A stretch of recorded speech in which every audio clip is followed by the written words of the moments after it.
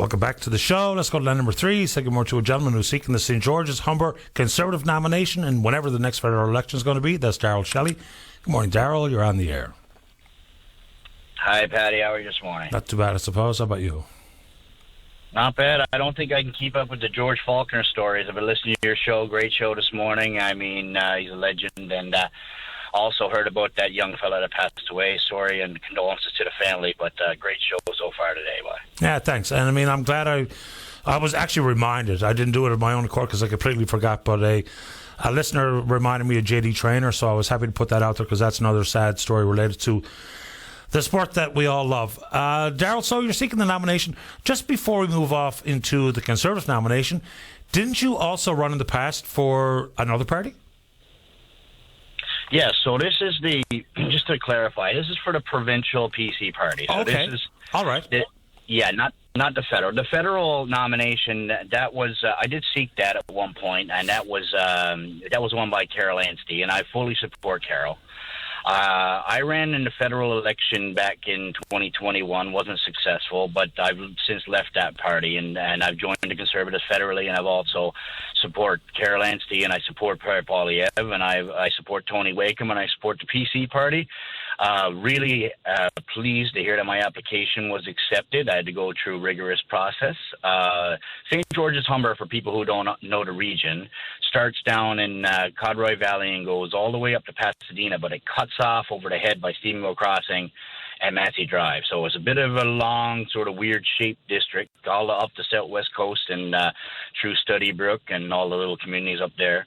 But, they're having a nomination contest, and I just wanted to let people know the information about it. The cutoff point to sign up for the party, you got to be a member to vote in the nomination, is tomorrow 5 p.m., which is Wednesday 5 p.m. It's a very short runoff for the contest, and then the nomination meetings happen on Thursday evening between 4 and 8 p.m., and I just wanted to let people know that the towns where the votes will be would be Pasadena at the Lions Club, Stephenville Crossing at the Fire Hall, the Royal Canadian Legion in Jeffreys, and St. Anne's Centre in Upper Ferry. So if you are a PC member or interested in joining, you go to pcnl.ca/memberships, and you can sign up there.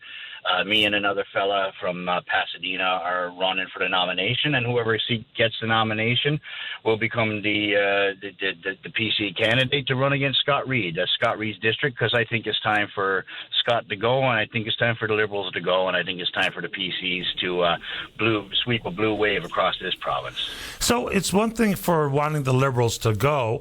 What is it, do you think, that Mr. Wakeham and the party are putting forward that are ideas that are better than what we've heard and seen from the Liberals over the last 9 years, 10 years?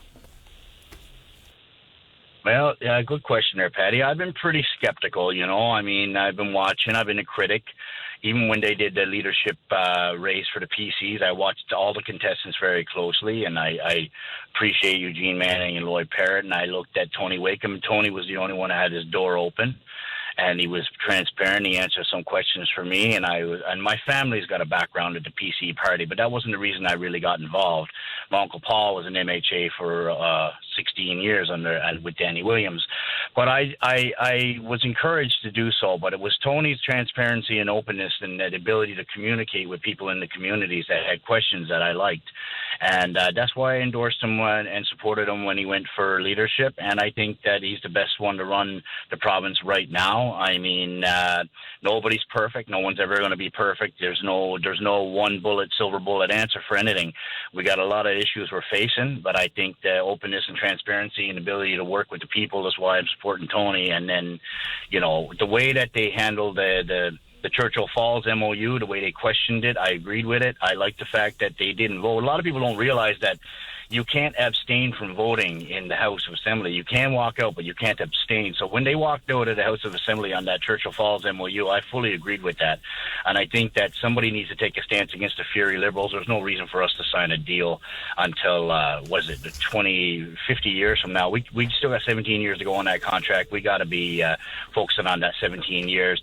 It's too fast. And I want to ask Andrew Ferry, what's the hurry, Ferry? Fair enough. And we've had Mr. Wakeham on about that. Now, the Tories could have sat in the House and voted no, but they chose what they chose.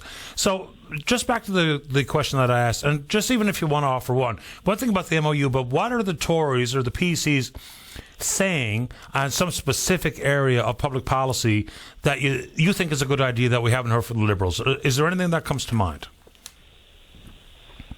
Well, like I said, the openness and transparency is number one. The Liberals, I find a lot of closed deals, a lot of secret deals, private meetings in jets with billionaires and fishing lodges and all the rest of this stuff. Bay St. George area is a large area. There's a lot of mining operations that are being proposed here and other things being proposed here, such as mega wind projects. And I don't think that the Liberals are being transparent at all. I think that the people need to have a voice.